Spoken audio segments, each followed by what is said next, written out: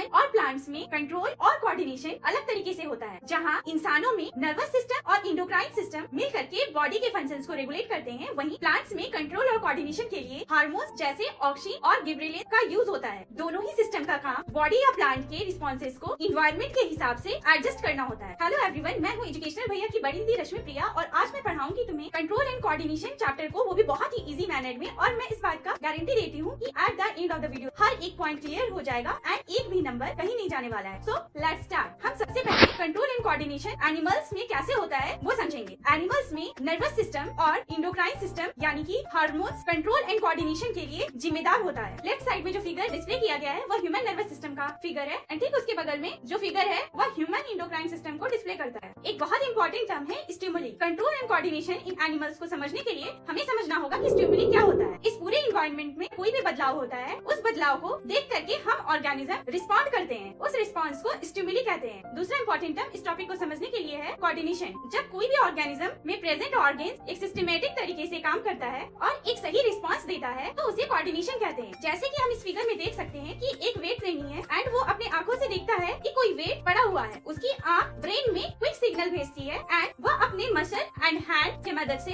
यानी कि इफेक्टर के मदद से उस वेट को पिक कर लेता है। तो हमारे इस एग्जांपल में वेट स्टिमुलस हो गया एंड जब इफेक्टर यानी कि हमारा मसल उस वेट को पिकअप कर लेता है तो वह उस चीज का प्रॉपर रिस्पॉन्स हुआ एंड इसे ही कोऑर्डिनेशन कहते हैं। जब आप ब्रेन एंड हैंड मसल एक बहुत ही सिस्टमेटिक तरीके से काम करता है। नेक्स्ट इंपॉर्टेंट टॉपिक है रिसेप्टर। कोई भी नर्व फाइबर के टिप में एक क्वालिटी होती है कि वो अपने आसपास के एनवायरनमेंट का इंफॉर्मेशन लेकर के अकॉर्डिंगली रिएक्ट कर सके। उस नर्व फाइबर के टिप को रिसेप्टर कहते हैं। इन सभी 5 सेंस ऑर्गन में रिसेप्टर एक सेल जैसा होता है जो कि कोई भी आसपास के स्टिमुली से तुरंत इंफॉर्मेशन ले लेता है। ऐसे तो 5 टाइप्स ऑफ रिसेप्टर होते हैं। पहला है फोनो रिसेप्टर। ये हमारे कानों के अंदर होता है। इसका काम सुनना और बॉडी को बैलेंस करना होता है। जैसे कि हमारे कानों के अंदर जो हेयर प्रेजेंट होता है वह हेयर सेल फोनो रिसेप्टर कहलाता है, जो कि आसपास के किसी भी तरह की आवाज जो होती है उसका इंफॉर्मेशन हमारे ब्रेन तक तुरंत पहुंचा देता है। दूसरा है फोटो रिसेप्टर। ये हमारे आंखों में प्रेजेंट होता है और इसका काम लाइट को डिटेक्ट करना होता है। हम जो भी सराउंडिंग में अपनी आंखों से देखते हैं वह हमारे आंखों में प्रेजेंट रॉड्स एंड कॉन्स जो कि फोटो रिसेप्टर होता है उसके मदद से देखा जाता है। तीसरा है थर्मो रिसेप्टर। थर्मो रिसेप्टर हमारी स्किन में प्रेजेंट होता है। कोई भी दर्द या टच, गर्म या ठंडा हमारे स्किन में प्रेजेंट थर्मो रिसेप्टर की वजह से होता है। चौथा है ऑल्फैक्टरी रिसेप्टर। ऑल्फैक्टरी रिसेप्टर हमारे नोज में प्रेजेंट होता है जिसका काम सूंघना होता है। लास्ट रिसेप्टर होता है गस्टेटरी रिसेप्टर। ये हमारे जीभ में प्रेजेंट होता है और गस्टेटरी रिसेप्टर की मदद से हम टेस्ट को डिटेक्ट कर सकते हैं। एग्जाम्पल है हमारे टंग में present taste bud gustatory receptor हुआ। अब हमने जो रिसेप्टर्स की 5 क्लासिफिकेशन देखे उसको क्विकली टेबल में समराइज कर लेते हैं। ह्यूमन बीइंग में सबसे इम्पोर्टेंट सिस्टम होता है नर्वस सिस्टम, जिसकी मदद से एनिमल्स में सिस्टमेटिक तरीके से कोई भी बॉडी पार्ट फंक्शन करता है। नर्वस सिस्टम में बहुत तरह के टिश्यूज प्रेजेंट होते हैं जिसे नर्वस टिश्यू कहते हैं। इसी नर्वस टिश्यू की मदद से हम इंसानों में कंट्रोल एंड कोऑर्डिनेशन होता है। ये हमारे पूरे बॉडी में फैला हुआ होता है। नर्वस सिस्टम की मेनली 3 फंक्शंस हुए। पहला है इन्वायरमेंट से इंफॉर्मेशन को लेना, दूसरा अपने बॉडी पार्ट्स की इंफॉर्मेशन को लेना, तीसरा जो भी इंफॉर्मेशन फाइनली मिलकर आया उसके अकॉर्डिंग एक्ट करना। हमारे नर्वस सिस्टम में न्यूरॉन प्रेजेंट होता है जिसे स्ट्रक्चर और फंक्शनल यूनिट भी कहते हैं। न्यूरॉन एक बहुत ही स्पेशल सेल होता है जिसका काम नर्व इम्पल्स को ट्रांसफर करना होता है, यानी कि इंफॉर्मेशन को एक नर्व से दूसरे नर्व में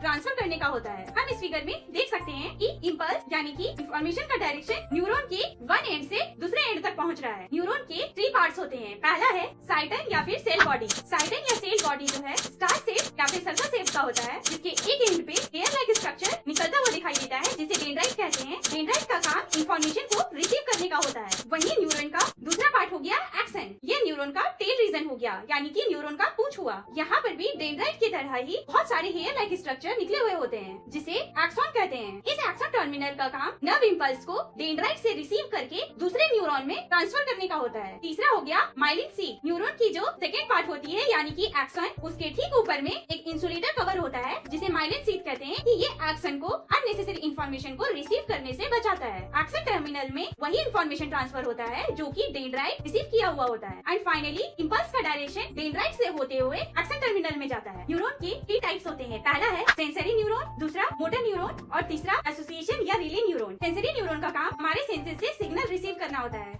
उस मैसेज को हमारे बॉडी से लेकर के हमारे ब्रेन तक पहुंचाता है। वहीं मोटर न्यूरॉन का काम हमारे ब्रेन में प्रेजेंट इंफॉर्मेशन को, जो कि सेंसरी न्यूरॉन ने ऑलरेडी पहुंचा दिया है, से रिस्पेक्टिव मसल तक पहुंचाने का होता है। तीसरा हो गया एसोसिएशन या रिले न्यूरॉन। रिले न्यूरॉन का काम सेंसरी न्यूरॉन से इंफॉर्मेशन लेकर के मोटर न्यूरॉन तक पहुंचाना होता है। जैसा कि हम इस फिगर में देख सकते हैं कि एक पतीला रखा हुआ है जिसमें कि दूध रखा हुआ है एंड वो गर्म है। तो हमारे स्किन में प्रेजेंट थर्मोरिसेप्टर उस इंफॉर्मेशन को लेकर के सेंसरी न्यूरॉन तक पहुंचाता है एंड सेंसरी न्यूरॉन उस इंफॉर्मेशन को हमारे स्पाइनल कॉर्ड में प्रेजेंट रिले न्यूरॉन इंफॉर्मेशन को लेकर के मोटर न्यूरॉन तक पहुंचाता है। फिर हम क्विकली अपने हैंड को उस गर्म बर्तन से हटाते हैं। सेंसरी न्यूरॉन का काम मैसेज को ब्रेन तक पहुंचाना होता है एंड मोटर न्यूरॉन ब्रेन से बॉडी तक इंफॉर्मेशन पहुंचाता है। रिले न्यूरॉन इन दोनों के बीच का ब्रिज होता है जो कि इंफॉर्मेशन को सेंसरी न्यूरॉन से मोटर न्यूरॉन तक पहुंचाता है। दो न्यूरॉन के कॉन्टैक्ट का जो पॉइंट होता है उसे सिनेप्स कहते हैं, यानी कि न्यूरॉन का डेंड्राइट जब किसी दूसरे न्यूरॉन के एक्शन से मिलता है तो उस पॉइंट को सिनेप्स कहते हैं। यह दो न्यूरॉन के बीच का एक बहुत ही छोटा गैप होता है। दूसरा हो गया जो कि थोड़ा फैमिलियर है सिनेप्स से, न्यूरोमस्कुलर जंक्शन कहते हैं। एक ऐसा पॉइंट है जहाँ मसल फाइबर मोटर न्यूरॉन से मीट करता है, यानी कि मोटर न्यूरॉन मसल को इंफॉर्मेशन ट्रांसफर करता है। उसी पॉइंट को न्यूरोमस्कुलर जंक्शन कहते हैं। यह मोटर न्यूरॉन इसमें की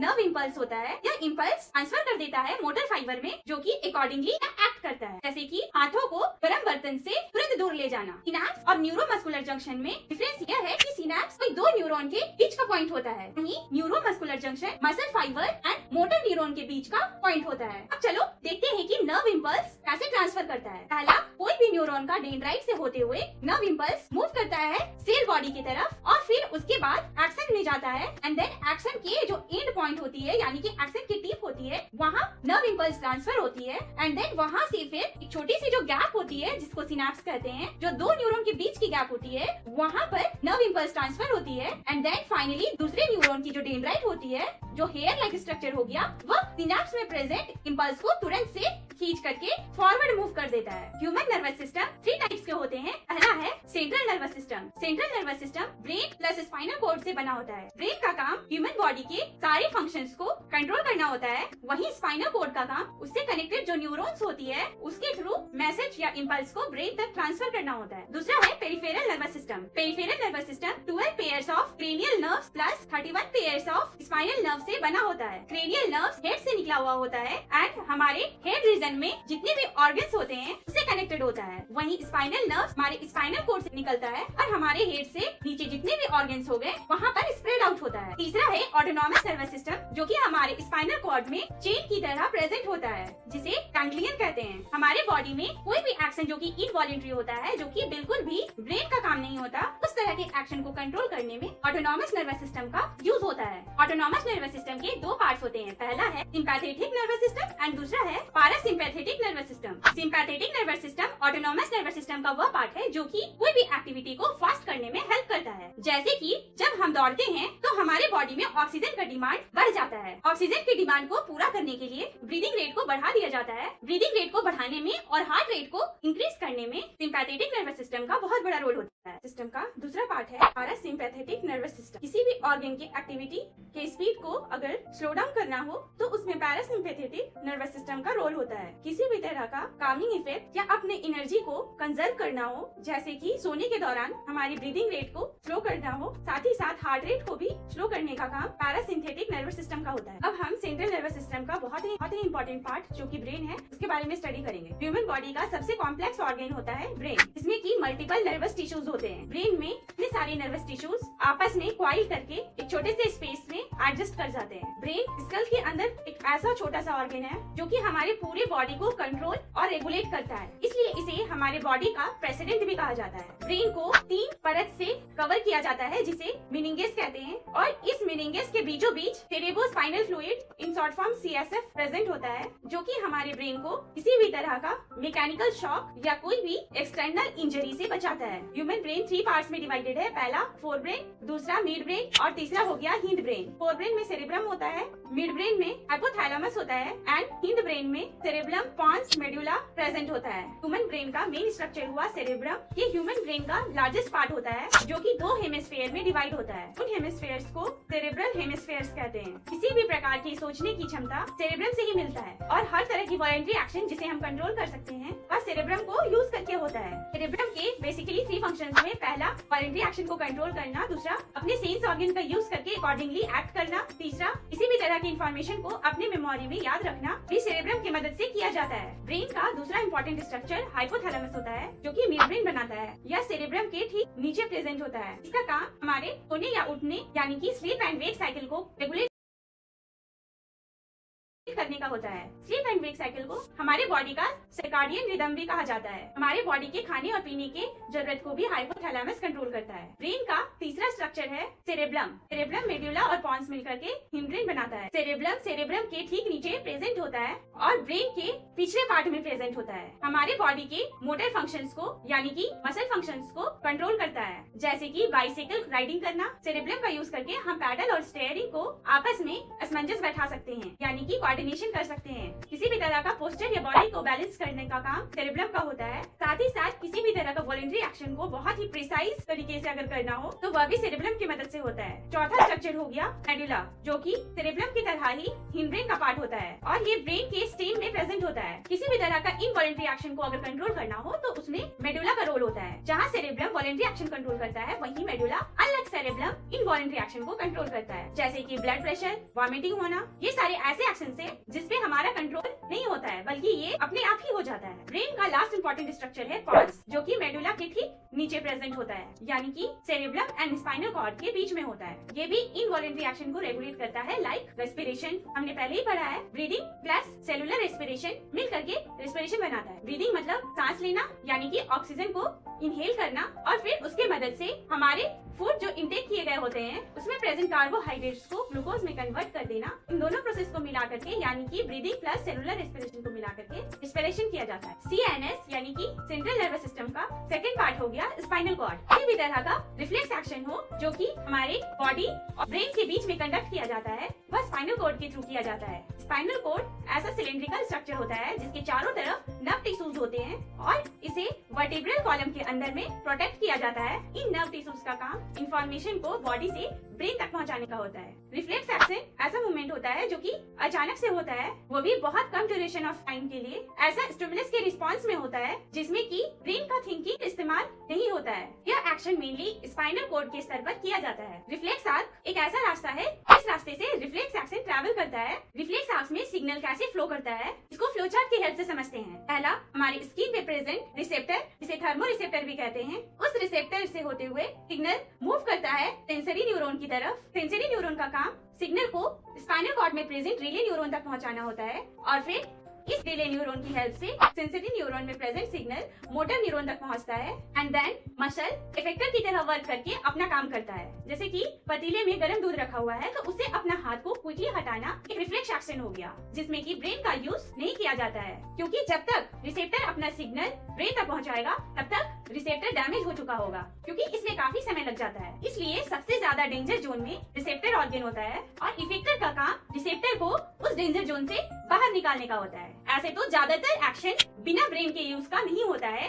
मैक्सिमम केसेस में ब्रेन का यूटिलाइज किया जाता है, लेकिन एक्सेप्शन होता है रिफ्लेक्स एक्शन जो कि स्पाइनल कॉर्ड के लेवल पर होता है। अब चलो देखते हैं कि ब्रेन और स्पाइनल कॉर्ड को कैसे प्रोटेक्ट किया जाता है। ब्रेन के चारों तरफ क्रेनियम प्रेजेंट होता है, जिसको ब्रेन बॉक्स भी कहते हैं, और इस ब्रेन एंड क्रेनियम के बीच में फ्लूइड प्रेजेंट होता है जो कि शॉक एब्जॉर्बर होता है, किसी भी तरह का इंजरी से ब्रेन को बचाता है। वही स्पाइनल कॉर्ड चारों तरफ से वर्टिब्रल कॉलम से प्रोटेक्ट होता है जो कि स्पाइनल कॉर्ड में इंजरी से बचाता है। अब चलो मस्कुलर मूवमेंट कैसे होता है वह समझते हैं। मस्कुलर मूवमेंट 3 स्टेप्स में होता है। पहला स्टेप है जब भी हमारे मसल में नर्व सिग्नल आता है, यानी कि हमारे सेंस ऑर्गन में प्रेजेंट रिसेप्टर उस सिग्नल को सेंसरी न्यूरॉन से होते हुए रिले न्यूरॉन तक पहुंचाता है और फिर रिले न्यूरॉन मोटर न्यूरॉन तक पहुंचाता है एंड देन फाइनली हमारे इफेक्टर या मोटर फाइबर में वो सिग्नल पहुंच जाता है, हमारा मसल से ट्रिगर कर जाता है। दूसरा स्टेप में जैसे ही मसल से ट्रिगर करता है उसमें कैल्शियम आयन इंटर कर जाता है। तीसरा स्टेप है जब कैल्शियम आयन हमारे मसल फाइबर में इंटर करता है तो एक्टिन और मायोसिन नाम का फिलामेंट एक दूसरे की तरफ बढ़ने लगता है। एज अ रिजल्ट हमारा मसल कॉन्ट्रैक्ट कर जाता है और इसी कॉन्ट्रैक्शन की वजह से मसल फाइबर यानी कि हमारा मसल किसी भी तरह का मूवमेंट या एक्टिविटी करता है। हम इस फिगर में क्लियरली देख सकते हैं जब सेंसरी न्यूरॉन इंफॉर्मेशन को लेकर के और सेंट्रल नर्वस सिस्टम उस इंफॉर्मेशन को प्रोसेस करके कोई भी डिसीजन मेक करता है और फिर उस डिसीजन को फाइनली पास किया जाता है मसल में। मसल अपनी शेप और प्रोटीन अरेंजमेंट को चेंज करके मूवमेंट करता है। इस तरह से किसी भी तरह का मस्कुलर मूवमेंट कैरी ऑन किया जाता है। हमने नर्वस सिस्टम को अच्छे से समझ लिया है, अब हम इंडोक्राइन सिस्टम को देखेंगे। इंडोक्राइन सिस्टम में बहुत तरह के इंडोक्राइन ग्लैंड्स प्रेजेंट होते हैं। इंडोक्राइन ग्लैंड एक तरह का डक्टलेस ग्लैंड होता है। इंडोक्राइन ग्लैंड का काम होता है कि उसमें प्रेजेंट हार्मोन को डायरेक्ट खून में ट्रांसफर करना। इंडोक्राइन ग्लैंड में बहुत तरह के हार्मोन्स प्रेजेंट होते हैं। ये हार्मोन्स प्रोटीन से बने होते हैं। हार्मोन्स एक ऐसा केमिकल मैसेंजर हुआ जो कि बहुत ही कम मात्रा में रिलीज होता है बाय इंडोक्राइन ग्लैंड या फिर डक्टलेस ग्लैंड। हमारे बॉडी में प्रेजेंट इंडोक्राइन सिस्टम का काम हमारे बॉडी को कंट्रोल एंड कोऑर्डिनेट करना होता है with the help of hormones.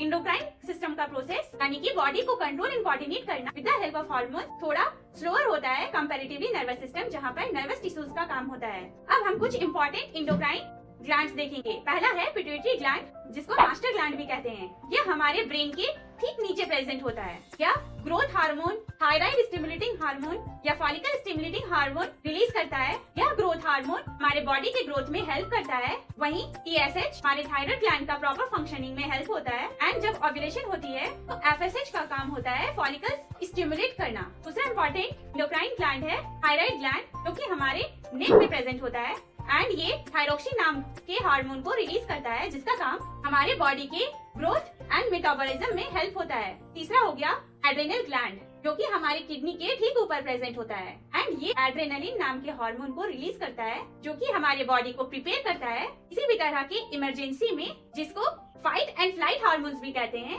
और लाइफ सेविंग हार्मोन भी इसे कहते हैं। चौथा हो गया पैनक्रियास, जो कि हमारे स्टोमक के बगल में प्रेजेंट होता है और इंसुलिन नाम के हार्मोन को रिलीज करता है, जिसका काम ब्लड शुगर लेवल को कंट्रोल करना होता है। नेक्स्ट ग्लैंड है टेस्टिस इन मेल, जो कि मेल स्क्रोटम में पाया जाता है और ये टेस्टोस्टेरोन रिलीज करता है। टेस्टोस्टेरोन हार्मोन का काम स्पर्म प्रोडक्शन और मेल में प्यूबर्टी हिट करने के बाद सेकेंडरी सेक्सुअल कैरेक्टरिस्टिक्स शो होने लगता है, जैसे कि बियर्ड ग्रो होना, वॉइस में चेंजेस। नेक्स्ट ग्लैंड है ओवरी इन फीमेल, जो कि यूट्रस के पास पाया जाता है और ये एस्ट्रोजन नाम के हार्मोन को रिलीज करता है, जिसका काम फीमेल बॉडी में एग प्रोडक्शन और दूसरी तरह के सेक्सुअल कैरेक्टरिस्टिक को शो करना होता है जब भी फीमेल बॉडी प्यूबर्टी हिट करती है, जैसे कि breast enlargement, change in body shape, voice become more high pitched etcetera.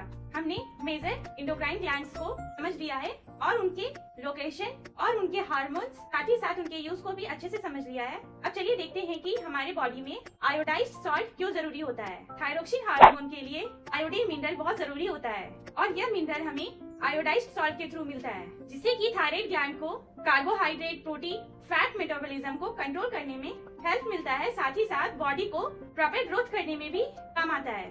But जब हमारे बॉडी में थायरोक्सिन हार्मोन, जो कि आयोडीन मिनरल से एक्टिव होता है और ट्रिगर होता है, उसकी कमी हो जाती है, तो हमारे नेक में एक बीमारी होती है जिसे गोइटर कहते हैं, जिससे कि नेक स्वेल हो जाता है और इसका शेप एंड साइज बड़ा हो जाता है। नेक्स्ट कॉमन प्रॉब्लम जो कि हार्मोन्स की कमी की वजह से होता है वो है डायबिटीज। इस बीमारी में इंसुलिन हार्मोन के अनबैलेंस की वजह से, जो कि पैनक्रियास सीक्रेट करती है, उसके अनबैलेंस होने की वजह से शुगर लेवल ब्लड का कम हो जाता है, जिसको कंट्रोल करने के लिए डायबिटीज पेशेंट को इंसुलिन हार्मोन का इंजेक्शन लेना होता है, जिससे कि ब्लड शुगर लेवल बैलेंस होने में मदद मिलता है। जब भी ब्लड में शुगर लेवल बढ़ जाता है तो पैनक्रियास इंसुलिन हार्मोन रिलीज करती है, जिससे ब्लड में जो शुगर लेवल होता है उसका स्तर नीचे गिरने लगता है और लेवल बैलेंस हो जाता है, तो फिर पैनक्रियास इंसुलिन बनाना बंद कर देती है। बट जब भी बॉडी की शुगर लेवल बढ़ती है तो इस प्रोसेस से pancreas start and shut process से इंसुलिन हार्मोन्स को रिलीज करके बॉडी के शुगर लेवल को मेंटेन करता है। जब भी बॉडी में कुछ भी इमरजेंसी आती है, लाइक सांस लेने में दिक्कत होती है और जान पे बन जाती है, तो एड्रेनल ग्लैंड बहुत ही इम्पोर्टेंट रोल प्ले करता है, इसलिए इसे लाइफ सेविंग ग्लैंड भी कहा जाता है। एड्रेनल का काम एड्रेनलिन नाम के हार्मोन को ब्लड में रिलीज करना होता है। इसका टारगेट हार्ट होता है, इससे हार्ट बीट एकदम से बढ़ जाती है और एज अ रिजल्ट ज्यादा से ज्यादा ऑक्सीजन मसल्स में जाने लगता है, डाइजेस्टिव सिस्टम और स्किन में ब्लड जाना कम हो जाता है एंड फोकस पॉइंट हमारा हार्ट हो जाता है और ज्यादातर ब्लड स्केलेटल मसल्स की तरफ डाइवर्ट हो जाती है, जिससे कि enough oxygen and blood supply की वजह से ब्रीदिंग रेट बढ़ जाती है। इस तरह से हमारी बॉडी एक ऑर्गन एक्टिव होता है, वही दूसरा ऑर्गन अनएक्टिव हो जाता है एंड हमारा बॉडी बैलेंस हो जाता है।